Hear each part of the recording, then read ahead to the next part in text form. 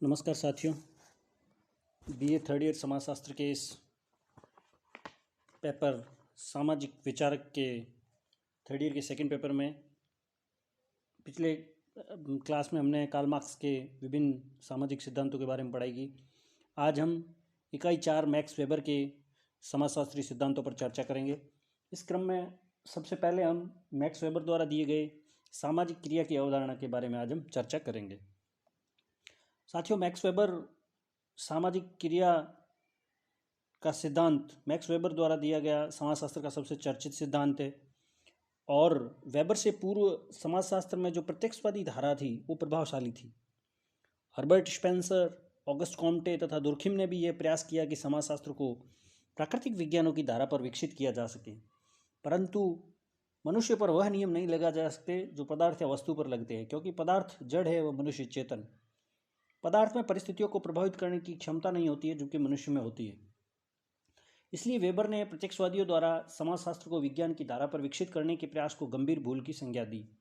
Weber पर भी प्रत्यक्षवाद का आंशिक प्रभाव है। यही कारण है कि वेबर यह स्वीकार करते हैं कि समाजशास्त्र को विज्ञान के रूप में विकसित किया जा सकता है, परंतु उस तरह से नहीं जैसा प्रत्यक्षवादियों ने किया है।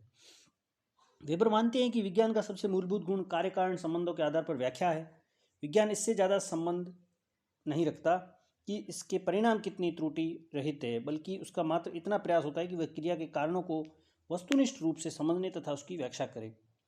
वेबर मानते हैं कि ऐसा समाजशास्त्र में संभव है और वेबर समाजशास्त्र की विषय वस्तु को निर्धारित करते हुए कहते हैं कि समाजशास्त्र सामाजिक क्रियाओं का अध्ययन है। Sociology is the study of social action. यह लाइन कई बार परीक्षाओं में आ चुकी है, इसलिए थोड़ा यहाँ पर जोर देकर और ध्यान से समझने की जरूरत है कि who said that the sociology is the study of social action. Answer is max weber. उन्होंने सामाजिक क्रिया को परिभाषित करते हुए लिखा है कि व्यक्ति की वह सचेतन क्रिया जिसमें कोई अन्य व्यक्ति प्रभावित होता है सामाजिक क्रिया कहते हैं। यहाँ पर उन्होंने सचेतन क्रिया शब्द का प्रयोग किया, अर्थात वह सचेतन क्रिया जिससे कोई अन्य व्यक्ति प्रभावित होता हो वो सामाजिक क्रिया की श्रेणी में आती है। वेबर के लिए किसी व्यक्ति का एकांत में पूजा करना या योग करना, संगीत सुनना, नृत्य करना सामाजिक क्रिया नहीं है, परंतु यह क्रिया जब वह किसी को प्रभावित करने के लिए करता है तो सामाजिक क्रिया है। वेबर मानते हैं कि समाजशास्त्री का मूल उद्देश्य कर्ता के सामाजिक क्रिया तथा उसके कारणों को समझना है तथा उसकी व्याख्या करना है, और इसी को ही वो उसका मूल उद्देश्य होना चाहिए कि सामाजिक क्रिया और उसके कारणों को समझे और उसकी व्याख्या करे। यही समाजशास्त्री का मूल उद्देश्य भी होना चाहिए, और इसी कारण से मैक्स वेबर को व्याख्यात्मक समाजशास्त्र का पिता भी कहा जाता है, the father of the interpretative sociology. इनके ऊपर व्याख्यात्मक समाजशास्त्र के 3 मूल तत्व है: सामाजिक क्रिया को समझना, क्रिया के कार्य कारण संबंधों को स्थापित करना और उसकी व्याख्या करना। वेबर ने कर्ता के सामाजिक क्रिया को समझने तथा उसकी व्याख्या करने के लिए जो पद्धति अपनाई उसे उन्होंने वर्स्टेहन पद्धति कहा है। वर्स्टेहन एक जर्मन शब्द है जिसका अर्थ होता है अंडरस्टैंडिंग, अर्थबोध, तथा वर्स्टेहन पद्धति का मूल अर्थ व्याख्यात्मक बोध से है, इंटरप्रिटेटिव अंडरस्टैंडिंग। वेबर मानते हैं कि वर्स्टेहन पद्धति से कर्ता के सामाजिक क्रियाओं का वस्तुनिष्ठ बोध तथा व्याख्या की जा सकती है। कर्ता की सभी सामाजिक क्रियाओं का कोई न कोई उद्देश्य होता है। शोधकर्ता को चाहिए कि वह स्वयं को तटस्थ होकर कर्ता के स्थान पर रखे तथा उसकी क्रियाओं को समझकर उसकी व्याख्या करे। वेबर ने यह स्वीकार किया है कि शोधकर्ता को स्वयं को तटस्थ करना आसान तो नहीं है, परंतु अगर उसे गहन प्रशिक्षण दिया जाए तो ऐसा संभव हो सकता है, और इस प्रयास से समाजशास्त्र को न सिर्फ विज्ञान की धारा पर विकसित किया जा सकेगा बल्कि इसे विज्ञान बनाने के उद्देश्यों की भी पूर्ति होगी। इन्होंने जो समाजशास्त्र की जो व्याख्यात्मक बोध के बारे में जो चर्चा की है वही वेबर का वर्स्टेहन पद्धति है। अब यदि हम देखें वर्स्टेहन पद्धति या व्याख्यात्मक समाजशास्त्र की आलोचना, तो देख सकते हैं हम कि वेबर मानते हैं कि अगर शोधकर्ता को कठिन प्रशिक्षण दिया जाए और उसके अध्ययन में वस्तुनिष्ठता आ सकती है, परंतु अध्ययन इससे सहमत नहीं है।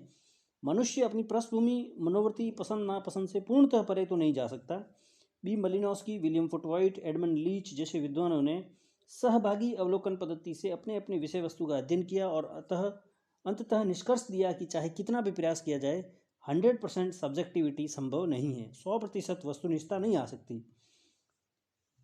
जहाँ एक और शोधकर्ता का तटस्थ रहना पूर्णतः संभव नहीं है, वहीं दूसरी तरफ कर्ता जिसका अध्ययन किया जा रहा है शोधकर्ता के शोध को भ्रमित या प्रभावित कर सकता है।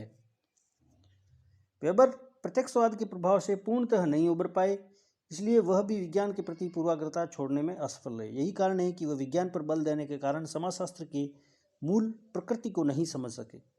पितृ में सोरोकिन के अनुसार यह कोई आवश्यक नहीं है कि कर्ता को सामाजिक क्रियाओं का सदैव कोई न कोई उद्देश्य हो। इम्पल्सिव बिहेवियर जैसे कई बार सामाजिक होते हैं तथा उस क्रिया का उद्देश्य कर्ता को भी ज्ञान नहीं होता है। ऐसे में कई सामाजिक क्रियाओं को समझना और उसकी व्याख्या करना संभव नहीं है।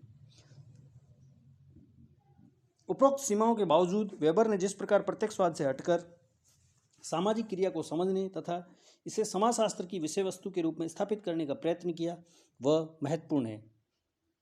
न सिर्फ इससे समाजशास्त्र को स्वतंत्र विषय वस्तु प्राप्त हुई, बल्कि विज्ञान के प्रति अनावश्यक आग्रहता, अननेसेसरी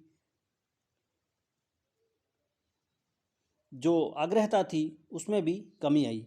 उससे आगे के समाजशास्त्रियों को इस विषय के विकास में स्वतंत्र चिंतन की प्रेरणा मिली। स्वयं वेबर ने माना था कि सामाजिक क्रियाओं की वस्तुनिष्ठ व्याख्या कठिन है, परंतु असंभव नहीं है।